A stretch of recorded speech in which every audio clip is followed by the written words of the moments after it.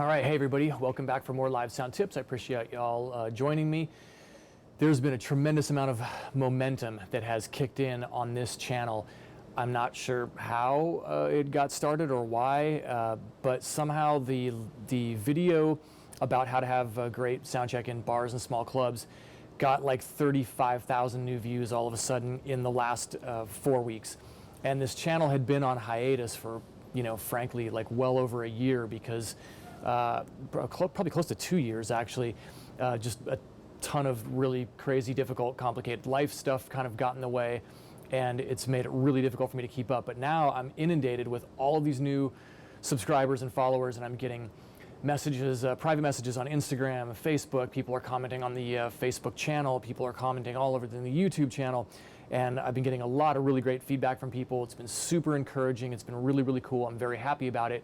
But it's been kind of overwhelming. So I wanted to just dust off the flip cam again and get out the little lav mic and clarify sort of the mission of the channel, which is that I just want to remind everybody that this is intended to be the advice for beginner level engineers who are working the bars and small clubs, who, if you think of it as a hierarchy, they're sort of at the base level of the pyramid, where each next level above on the pyramid gets smaller and smaller. There's less and less people working at that level, fewer and fewer bands touring at that level, fewer and fewer venues of that size.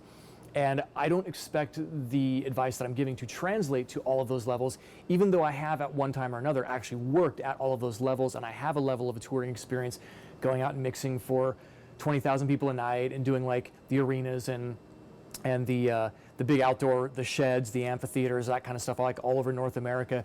I've done all that stuff, but again, I'm trying to target the biggest audience who needs the most help because they're starting off really kind of at the bottom of the pyramid. And my hope is that this is the kind of advice that helps them stand out and helps them get noticed so that they can be the people who do rise to the next level faster without having to have as long and difficult of a learning curve as most people have. And also, frankly, so that they just don't end up stuck at the bottom levels becoming that person that so many people have been writing in about, who's just, that bitter, failed ex-musician whose third-rate grunge band didn't get signed in the 90s, and now they're the guy who does sound at the local bar, and they're awful to deal with. Because I've personally met that guy about 1,000 times all over the world, okay? Nobody wants to be stuck at that level. So again, just sort of take this advice as being intended to help you get started, but to help you move upward and not remain at this level. I also want to emphasize and point out the fact that whatever tips or advice I give, first of all, it's not an all-encompassing, exhaustive list of everything that you need to know. I've got a lot more advice. I've got a lot more ideas and tips and things, videos planned and scheduled to shoot.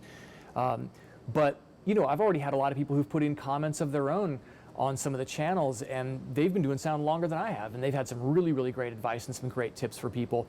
So definitely not going to find every answer here, but that's okay. I'm not trying to present myself that way.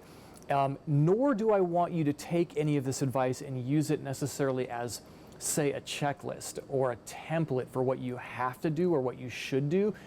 You should be personalizing it and using it, as a basic set of ideas, but it's not a script for you to follow. You don't have to follow my exact words or my workflow or my way of doing things. You really want to personalize it and take whatever, if you like the basic ideas, just kind of make it your own. That's going to be way more important than trying to imitate, or mimic anything in particular that I'm doing. And you also want to understand as you're doing all of this that, I don't even follow most of my advice on any given day, because when you're working in bars and small clubs, how often do you ever get a best case scenario? Working at here, the bottom of the hill in San Francisco, we get a lot of touring acts that come through. If you're a touring band and you're playing in San Francisco, 99 times out of 100, that touring band is either coming from Portland, Oregon, or coming from Los Angeles. They're almost always late. And a lot of times you have to sort of just dispense with all of the you know, the niceties and the formalities of shaking everyone's hand and meeting everybody and like memorizing everybody's name. I would love to be able to do that stuff, but it rarely happens. The reality is you want to take the pieces of advice that I've given in the other videos and in the upcoming videos that I'll be shooting, and if there's, again, if there's ideas that you like, keep the idea, the basic idea in mind, but don't beat yourself up if you can't execute on those things every single day consistently, because the reality is I hardly ever get to do that. But you keep enough of these good ideas as sort of like a grab bag of like, okay, when circumstances allow, that's when you can go through and kind of hit that a little bit more like a checklist. But again, like not treating it so generically or insincerely that it's like just an obligatory checklist that you have to do. So again, like understand the limitations of what we're up against, because the reality is, if I were to make the analogy that, let's say that being an engineer or a producer in a recording studio, if that is equivalent to, let's say, cosmetic surgery, where the outcome and the end result for the client is that you want something that's as aesthetically perfect and beautiful as possible, well then the live sound comparison would be that we are doing battlefield combat surgery.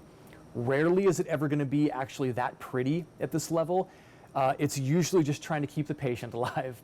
I would say that live sound is really, in a lot of ways, it's about compromise. It's about knowing where you can and where you cannot afford to cut corners.